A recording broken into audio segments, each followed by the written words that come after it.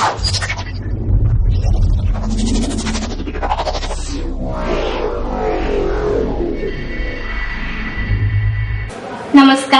પરમ શ્રદ્ધેય ગુરુજનો, મંચસ્થ મહાનુભાવો તેમજ ભવિષ્યના ભારતની બૌદ્ધિક સંપદા એવા બાળ મિત્રો, ભાઈઓ તથા બહેનો, આપ સર્વને શ્રી પાનસરા પ્રાથમિક શાળાની વિદ્યાર્થીની જોટંગ્યા નિરાલીના શત વંદન. મિત્રો, બાબા સાહેબની 125મી જન્મ જયંતિના ઉજવણીના ભાગરૂપે યોજાયેલ આ કાર્યક્રમમાં બાબા સાહેબ વિશે વાત કરતા મને સંસ્કૃત મહાકવિ કાલિદાસની એક પંક્તિ યાદ આવે. નાસ્તિ એષામ યશઃ કાયે, નાસ્તિ એષામ યશઃ કાયે જરાજ મરણંચ ભયમ. અર્થાત કેટલાક મહાન પુરુષોનું જીવન એવું હોય છે કે જેનો સ્થૂળ દેહ તો નાશ પામે છે, પણ તેનો યશરૂપી દેહ તો અમર છે. મિત્રો, આપણે સૌ જાણીએ છીએ કે બાબા સાહેબ પણ તેની યશરૂપી કાયાથી અદ્યપર્યંત આપણી સૌની વચ્ચે જીવિત છે. અને આની વાત સાચી છે મિત્રો. આજ્ઞાનો તેજ લુપ્ત થાય છે, તેલ ખૂટતા દીપક બુજાઈ જાય છે, પણ સૂર્ય અને એનું તેજ તો અખંડ હોય છે. મિત્રો, બાબા સાહેબ પણ જ્ઞાનના આવા પ્રચંડ સૂર્ય હતા, જેમણે વિઘ્નરૂપી વાદળાઓને ચીરીને જ્ઞાનરૂપી તેજને આખા વિશ્વમાં ફેલાવ્યું છે કે હજી સુધી આપણે તેના જ્ઞાનરૂપી તેજથી અંજાયેલા છીએ. મિત્રો, આજે મારે વાત કરવી છે બાબા સાહેબના સામાજિક સમરસતાના વિચારો વિશે. મિત્રો, એમના જ્ઞાનની જ્યોત થકી જ એમણે સામાજિક સમરસતાનું અનુસંધાન કર્યું છે. જ્ઞાનના દરવાજે તો રાજા રંગ નાત જાતના ભેદ તો રહેતા નથી. ડોક્ટર બાબા સાહેબે ખરું જ કહ્યું છે કે દિમાગ કા વિકાસ માનવ અસ્તિત્વ કા પરમ લક્ષ્ય હોના ચાહીએ. અને આવું બને તો માનવ વચ્ચેનો જ્ઞાનનો માપદંડ અસ્તિત્વમાં આવે અને નાત જાતની દિવાલો પડી ભાંગે. માણસ પોતાના જ્ઞાનથી જ ઓળખાય છે, નહીં કે પોતાની જાતિ કે ધર્મથી. મિત્રો, ખરેખર બાબા સાહેબના વિચારો કેટલા દૂરદેશ હતા કે તેઓ શિક્ષણ થકી સામાજિક સમરસતાની કલ્પના કરી શકતા હતા. અને બાબા સાહેબ કહેતા કે દેશમાં કોઈ પણ ફેરફાર આપણી ઈચ્છા મુજબ કરવો હોય તો શિક્ષણ થકી જ થઈ શકે છે. शिक्षा वह शेरनी का दूध है, शिक्षा वह शेरनी का दूध है, जो भी इसे पिएगा वो दहाड़ेगा.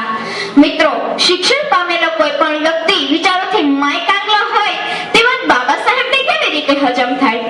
શિક્ષિત બનો, સંગઠિત બનો અને સંઘર્ષ કરો. આ પંચલાઈન ડોક્ટર બાબા સાહેબ દ્વારા પ્રકાશિત મુખપત્રની પંચલાઈન હતી, જેને ભારત નિર્માણની પંચલાઈન ન બનાવી શકાય.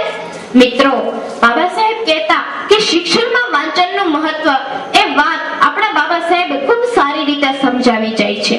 કોઈ વાંચનનો શોખીન વ્યક્તિ પોતાના માટે વાંચન કોર્નર બનાવે, પણ આપણા બાબા સાહેબના મુંબઈ ખાતેના નવા મકાન એટલે કે રાજગૃહ નામના મકાનને જોઈને કોઈક વિદ્વાને લખ્યું છે કે ઘરની અંદર પુસ્તકાલય બનાવે એવા વિદ્વાનો તો ઘણા જોયા, કે ઘરની અંદર પુસ્તકાલય બનાવે એવા વિદ્વાનો તો ઘણા જોયા, પણ બાબા સાહેબે તો પુસ્તકાલયની અંદર જ ઘર બનાવ્યું છે. ત્યારે મને પણ એમ થયું કે મારા નાનકડા એવા પુસ્તક સંગ્રહને મેં વાંચન કોર્નર નામ આપ્યું છે, તો આ મોટા બાબા સાહેબના વાંચન કોર્નરને રાજગૃહ વાંચન યુનિવર્સિટી કેમ ના આપી દો? મિત્રો, બાબા સાહેબ કહેતા કે શિક્ષણ મેળવવાની વાત માત્રથી પૂરતું નથી, શિક્ષણ મેળવવાની ભેદભાવ વગરની સંસ્થાઓની પૂર્વતા કરવાની જરૂર છે. ત્યારે આ વિચારને ધ્યેય બનાવી ઉચ્ચ શિક્ષણમાં વ્યાપ વધે તે હેતુથી પ્યુપલ એજ્યુકેશન સોસાયટીની સ્થાપના કરવામાં આવી. આ સોસાયટી દ્વારા સૌપ્રથમ મુંબઈમાં ભગવાન બુદ્ધના નાનપણના નામ ઉપરથી સિદ્ધાર્થ કોલેજ તેમજ ઔરંગાબાદમાં મિલિંદ કોલેજનું નિર્માણ કરવામાં આવ્યું. મિત્રો, મને હજી યાદ છે કે અમે ધોરણ 8માં આવ્યા ત્યારે અમારા સાહેબ કહેતા કે આ શાળાના વડીલ અને મોટા વિદ્યાર્થીઓ તમે છો. પણ જ્યારે બાબા સાહેબની શૈક્ષણિક ઉપલબ્ધિઓ પર નજર પડી ત્યારે તેમાં તો એવા ધોરણો હતા જેને મુશ્કેલીથી માંડ યાદ રાખી શકાય. ત્યારે મને પણ એમ થયું કે અમે ધોરણ 8ના વિદ્યાર્થી મોટા વિદ્યાર્થીઓ કહેવાતા હોઈએ તો આ બાબા સાહેબના ધોરણો અને તેઓએ સર કરેલા સ્થાનોને જોઈને તે કેવડા મોટા કહેવાય. મિત્રો, અમારા સાહેબ તો કહેતા કે વિશાળ ફલક પર ફેલાયેલા વ્યક્તિત્વમાંનું એક વ્યક્તિ વ્યક્તિત્વ એટલે આપણા બાબા સાહેબ. અને આમાંય વિશાળ ફલક પર ફેલાયેલા વ્યક્તિત્વનું માપ નાના નાના ક્ષેત્રફળમાં શા માટે કરવું? આવા સિમ્બલ ઓફ નોલેજનું બિરુદ પામનાર બાબા સાહેબ કહેતા કે કોઈ સારા કાર્ય માટે બધા જ લોકો આપણો સાથ આપે તે વાત જરૂરી નથી. એકલા હાથે પણ દુનિયા હચમચાવી શકાય છે.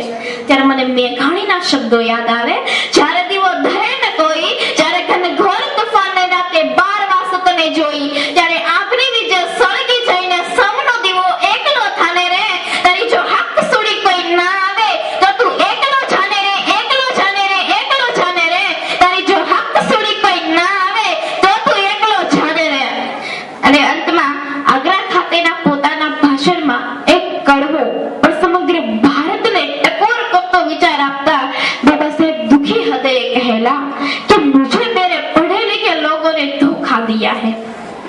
मैं तो सोचता था कि शिक्षा में उपलब्धियां प्राप्त कर ये लोग बड़ी बड़ी नौकरियां में जाएंगे तथा अपने गिरे हुए भाइयों को उठाने में मदद करेंगे, लेकिन ये लोग तो अपने ही पेट पालन में लगे हुए हैं.